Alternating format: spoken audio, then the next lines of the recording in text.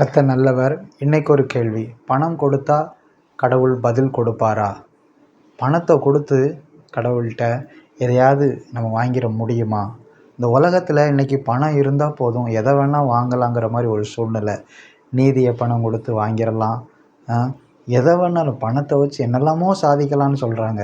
ஆனால் கடவுள்கிட்ட, கர்த்தர்கிட்ட பணத்தை வச்சு சாதிக்க முடியுமா? அதுக்கு ஒரு பதில் வேதத்திலிருந்து ஒரு வசனத்தை வாசிக்கிறேன்.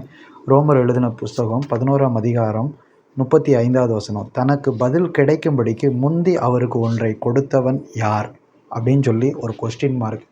யாரும் தனக்கு பதில் கிடைக்கணும், தனக்கு நீதி கிடைக்கணும்னு சொல்லி முந்தி கடவுளுக்கு எதையாவது கொடுத்தவன் யார்?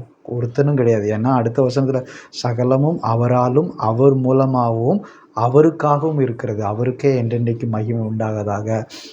எனக்கு ஒரு நீதி வேணும், எனக்கு ஒரு நியாயம் கிடைக்கணும் அப்படின்னு சொல்லி முந்தி அவர்கிட்ட போய் உலகத்தில் நம்ம கொடுக்குற மாதிரி லஞ்சம், பரிதானம் கடவுள்கிட்ட இது வரைக்கும் கொடுத்தது யாரும் கிடையாது, கொடுக்கவும் முடியாது.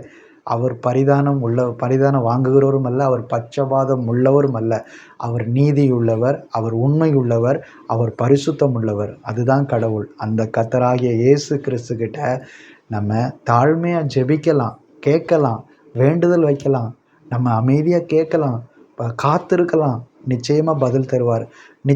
ஒருவேளை பதில் தாமதமானால் கூட அந்த பதில், அந்த நீதி இந்த உலகத்தில் யாராலும் கொடுக்க முடியாது. அது நிலையாக இருக்கும்.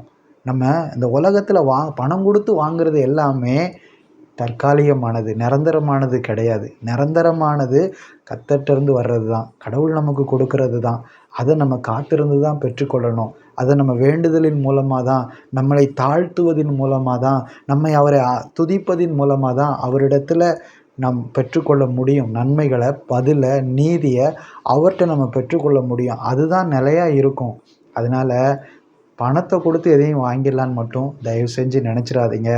கடவுள்கிட்ட பணம், பரிதானம், லஞ்சம் இது செல்லாது. அவர் நீதியுள்ளவர், அவர் பரிசுத்தம் உள்ளவர். அவருக்கு காத்திருக்கிறவங்க வெட்கப்பட்டு போக மாட்டாங்க. அவருடைய முகத்தை பார்த்து, அவருடைய நீதியை பார்த்து காத்திருங்க பொறுமையாக. உங்களுக்கு அவர் நீதி செய்வார். உங்களுக்கு வேண்டிய பதில் அவர் தருவார்.